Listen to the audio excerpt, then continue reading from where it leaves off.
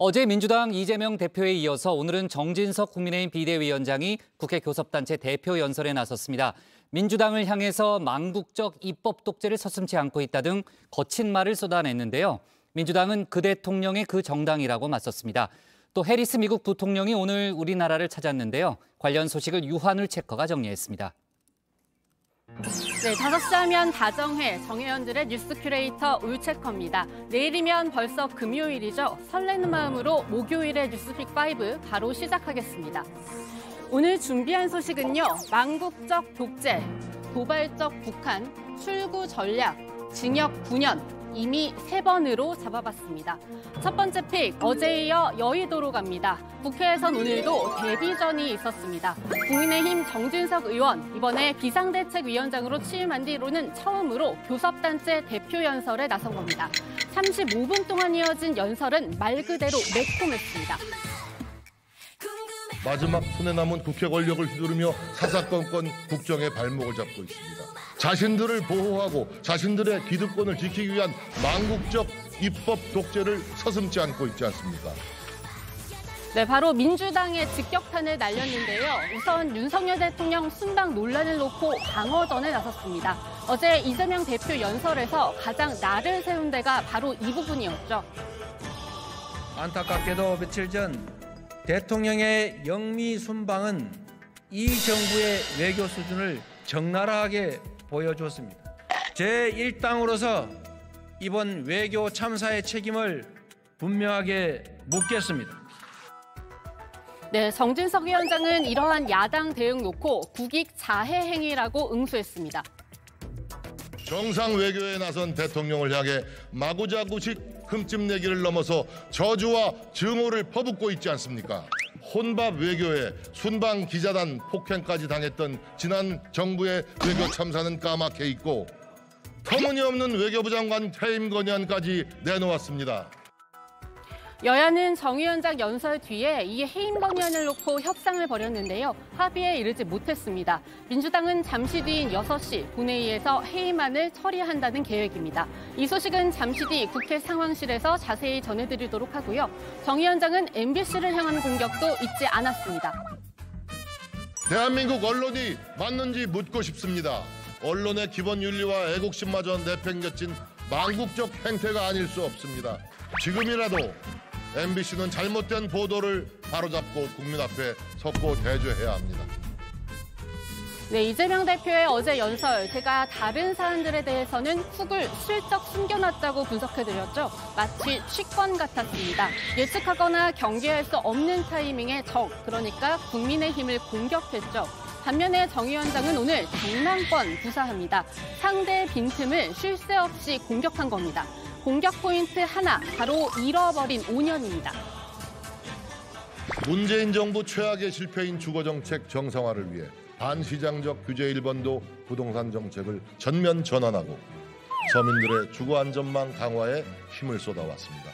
문재인 정부가 남겨놓은 한일 관계의 뇌관을 윤석열 정부가 조심스럽게 제거해 나가는 폭탄 체류반 역할을 수행하고 있다고 해도 과언이 아닐 것입니다. 네, 부동산, 외교, 탈원전 정책 등을 조목조목 짚었는데요. 민주당 의원들 본회의장에서 바로 항의에 들어갔고요. 네, 박홍근 원내대표도 이 부분을 집중적으로 지적했습니다. 모든 게 다 전 정부 그리고 야당 그리고 언론 탓으로 돌리는, 그래서 무한 책임을 진 집권 여당의 대표의 연설로 보기에는 너무 부족한 내용들로 채워져 있었습니다. 그 대통령의 그 정당이구나라고 우리 국민들께서 느끼시지 않을까 싶습니다.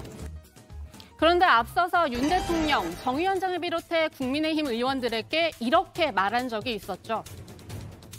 이제 더 이상은 국제 상황에 대한 핑계나 또 전 정권에서 잘못한 것을 우리가 물려받았다는 핑계도 더 이상은 이제 국민에게 통하지 않는다고 생각합니다. 우리가 지금부터 당정이 하나가 돼서 오로지 국민, 오로지 민생만을 생각할 때 우리 이런 모든 어려운 문제들이 다 해소가 되고 우리 정부와 당도 국민들로부터 신뢰를 받을 것이라고 생각합니다.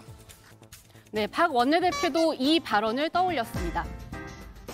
그 말 끝난 지가 얼마나 됐다고 다시 전 국민을 대상으로 하는 연설의 장에서 거의 민주당이나 전 정부 탓하는데 많은 내용을 할애했습니다. 대통령의 진심이 과연 그것이라면 대통령의 말을 그나마 듣지 않는 여당의 대표입니까? 아니면 대통령은 그 말 자체가 그냥 형식적인 말에 그쳤던 것입니까? 정진석 위원장의 두 번째 공격 포인트, 이번에는 이재명 대표 수사입니다. 대장동 사건, 백현동 사건, 성남FC 변호사비 대납 의혹 이렇게 하나씩 언급하면서 이 대표 보는 앞에서 직격탄을 날려버립니다. 박근혜 대통령은 돈 받아서 감옥에 보냈습니까? 돈 한 푼 받지 않고도 1737일 동안 옥고를 치렀습니다. 전직 대통령도 잘못이 있으면 감옥에 보내는 것이 지엄한 대한민국의 법인데 도대체 누가 예외가 될 수 있다는 말입니까? 네, 이 대표는 무표정으로 일관했습니다. 앞서 측근인 이화영 전 경기도 평화주 부지사의 구속 소식에도 말을 아꼈죠. 이화영 대표에 관련해서 입장 부탁드립니다. 네, 정 위원장 이렇게 이 대표에게 병을 주더니 약도 주려는 모양입니다. 이재명 대표가 수차례 제안한 영수회담 해도 좋다 이렇게 너그럽게 말합니다. 대통령과 국회 다수당 대표가 언제든 만나지 못할 이유가 없다고 생각합니다.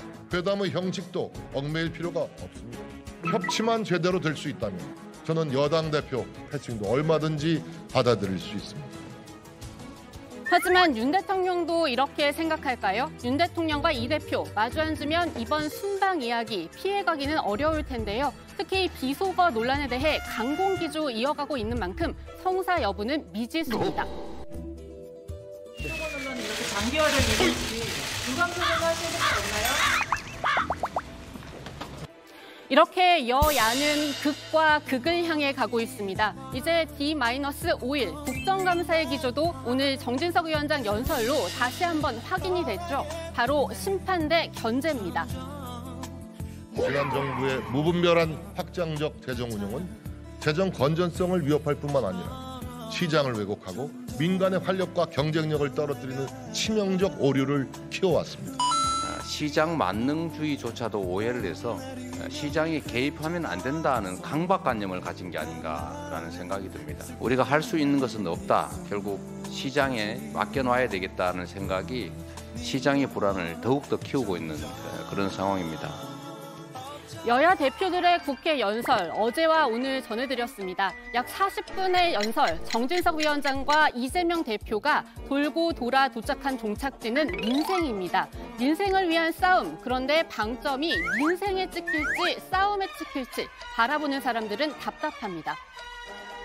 차지간에 지금 뭐 경제가 어렵고 민생 어렵고 이건 말할 것도 없고 빨리 좀 이게 전환을 해서 그리고 이 정치 교체나 대언특위 같은 것도 좀 구성을 하고 이렇게 가야 되는데 아이고 이 참 말 같지 않은 걸로 이 깝깝하네요. 아니 깝깝하잖아. 아니 저걸 가지고 어떻게 저럴 수가 있냐고요. 이게. 무엇이 중요한데? 무엇이? 두 번째 픽은 도발적 북한입니다. 해리스 미국 부통령이 오늘 우리나라를 찾았습니다. 오늘 저녁 바로 귀국길에 오르는 빡빡한 일정인데요. 우선 윤 대통령부터 만났습니다. 한미 동맹은 한반도를 넘어서 글로벌 동맹으로 발전하고 있고 군사 동맹에서 경제 기술 동맹으로 확대되고 있습니다. 저는 우리 국민의 자유, 안전, 번영을 지켜내는 든든한 버팀목으로서 한미 동맹을 계속 발전시켜 나가고자 합니다. President Joe Biden sends you his best and found that his visit with you in May here in Seoul was extremely productive and important. And thank you for the work that you continue to do to build on the relationship. 네, 48초 약식 회담 논란, 비속어 논란 이후 얼굴을 맞댄 두 사람은 한미 관계가 공고하다는 점을 강조했습니다. 윤 대통령은 지난 순방 기간 바이든 미국 대통령과 여러 번 만났다. 다시 말해 48초만 이야기 나눈 게 아니라는 점도 분명히 했고요. 오늘 접견은 85분 동안 진행됐는데요. 미국 순방 외교에서 지적된 논란들 원만히 해결됐다고 대통령실은 설명했습니다. 해리스 부통령은 한미 정상 간 뉴욕 회동과 관련해 한국 내 논란에 대해 미 측으로서는 전혀 개의치 않고 있다면서 바이든 대통령은 윤 대통령에 대해 깊은 신뢰를 가지고 있으며 지난주 런던과 뉴욕에서 이루어진 윤 대통령과의 만남에 대해 만족스럽게 생각한다고 말했습니다. 네, 미국 인플레 감축법 IRA에 대해서도 해리스 대통령은 바이든 대통령이 우려 잘 알고 있다. 법 집행 과정에서 잘 챙겨보겠다. 이렇게 말했다고 합니다. 한미 통화 스와프 등에 대해서도 필요시 긴밀히 가동하겠다. 다시 한번 확인했다고 하고요. 그런데 어제 저녁 북한이 동해상으로 미사일 2발을 발사했죠. 두 사람은 여기에 대해서도 심각한 우려를 표하고 북한 도발에 긴밀한 공조하에 대응하기로 했습니다. 해리스 부통령은 오늘 비무장지대도 방문했는데요. 앞서 방한 전 한 언론과의 인터뷰에서 김정은 국무위원장의 최근 활동은 매우 도발적이다. 미국은 동맹국과 함께 갈 것이라고 말했습니다. 마침 동맹 한미일 3국이 함께 연합 대잠수함 훈련에 들어갔습니다. 5년 반 만입니다. 우리 군은 이번 훈련을 통해 북한의 잠수함 발사 탄도미사일 SLBM에 대응할 수 있는 능력을 갖추겠다는 방침입니다. 이번 훈련은 동해 공해상 독도 인근에서 실시합니다. 그런데 여기에 일본 자위대가 참여해서 비판의 목소리도 나오고 있습니다. 미일 연합훈련이 아니라 대한민국 국군이 기꺼이 일본 해상자위대와 연합훈련을 하는 것입니다. 대체 윤석열 정부의 안보관은 무엇입니까? 유사시 한반도 문제에 일본 해상자위대의 개입을 허용하겠다는 것인지 묻지 않을 수 없습니다. 민주당 안규백 의원은 이 사실을 본인의 SNS 계정을 통해 미리 공개하며 비판하기도 했는데요. 국방부는 북한 위협과 잠수함의 주요 활동 예상 해역을 고려해 동해상 공해구역을 선정했다고 설명했고요. 안 의원이 미리 훈련 일정 공개한 점, 여기에 대해서도 유감을 표명했습니다. 네, 오늘의 뉴스픽5는 여기까지입니다. 들어가서 3, 4, 5픽도 전해드리고요. 원픽 뽑겠습니다. 뉴스픽5였습니다.